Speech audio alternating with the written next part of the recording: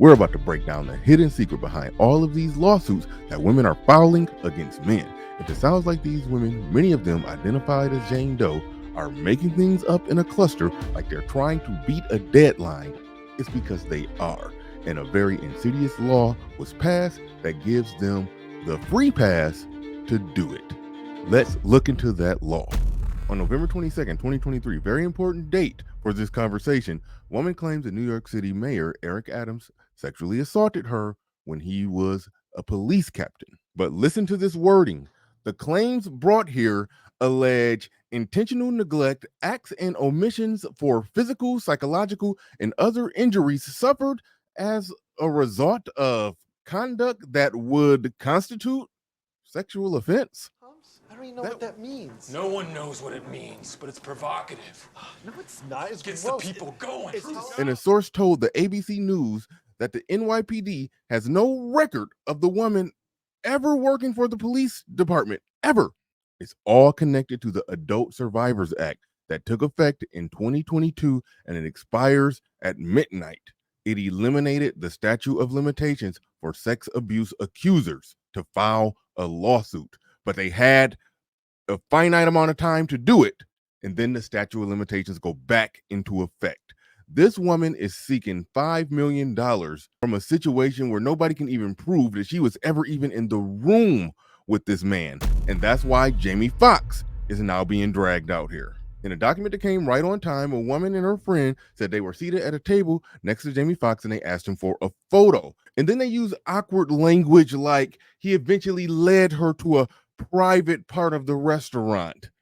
Like, no, a celebrity invited you back into the VIP area that he bought and had sectioned off, and you happily went back there with him, of which the claim is that he started touching her breast and her waist. The report says nearby staff members walked away despite the plaintiff stepping back in an effort to get away from Jamie Foxx. And then it goes on to say that Foxx continued to assault her by putting his fingers, this gets kind of graphic, putting his fingers in her vagina and her anus until the plaintiff's friend came to the area, according to the court documents. I don't know if you've taken the time to visualize all of that. That whole process of rubbing and groping and feeling on someone, all the way to the point to where articles of clothing are removed and fingers are inserted inside of places like that. That takes a long time. And nowhere in there does she say it was a physical struggle of some sort. It sounds like a very consensual situation that she's trying to cash in on the last call for alcohol, get the lawsuit up off the wall deadline that they're trying to meet, given the statute of limitations being removed for a finite period of time. Bill Cosby has had over 60 women, many of them, like I said before, from the Jim Crow era, making claims and filing lawsuits. But of course, there was a rise in the last year because of New York's expiring Adult Survivors Act. A lot of them are coming forward trying to cash in on that before it all runs out, before they won't be able to. You have to see the problem with this law saying that statute of limitation is removed for 1 year. If you're going to file a claim, you got to get it in this year. This is just calling a bull rush of women trying to file claims for whatever they can, whenever they can, however they can, about anything. A former penthouse model was bringing charges on the front man for Guns N' Roses. She previously wrote a book about it. I suppose the book probably didn't sell, so she figured she might as well try to cash in on this last call for alcohol, get your lawsuit up off the wall situation where everybody is filing a lawsuit nowadays.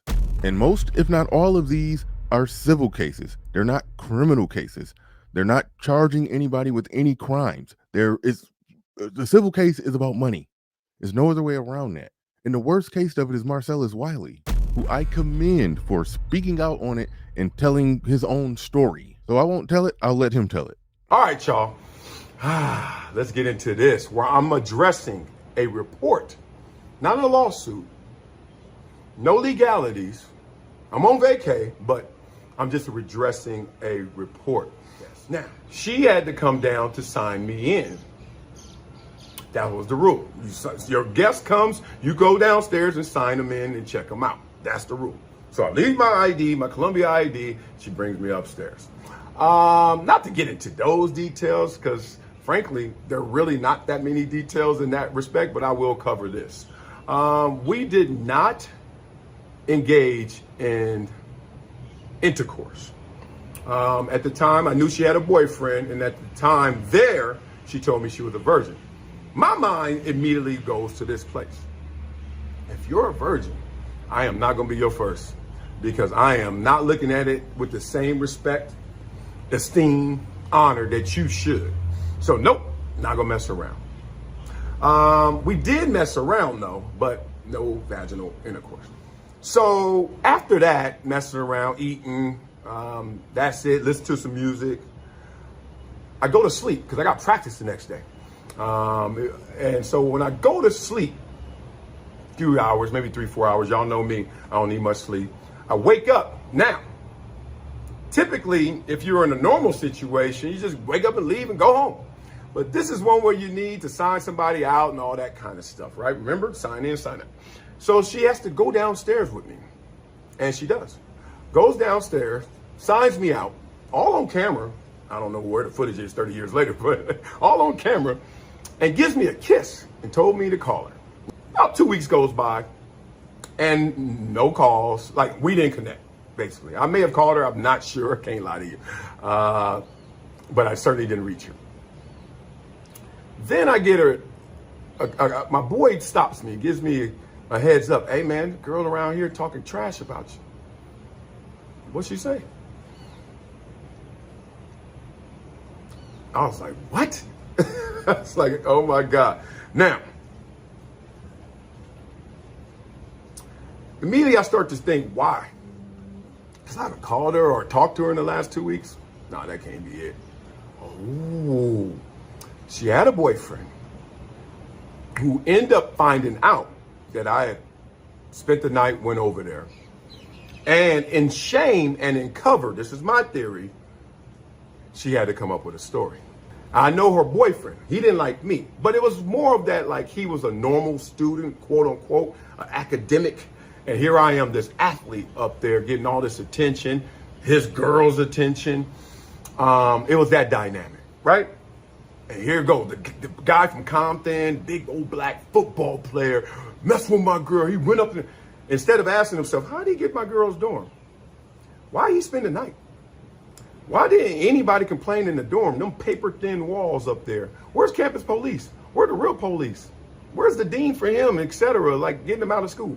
None of those kind of conversations. It's just, oh my God, slander his name and he fits the stereotype. What all of this exposes is that the whole thing has been one farce from the start. Are we really to believe that these women are going through actual trauma over an incident if they are that acutely aware of a deadline to file and strategically do it with no intentions to file criminal charges? It's a money grab.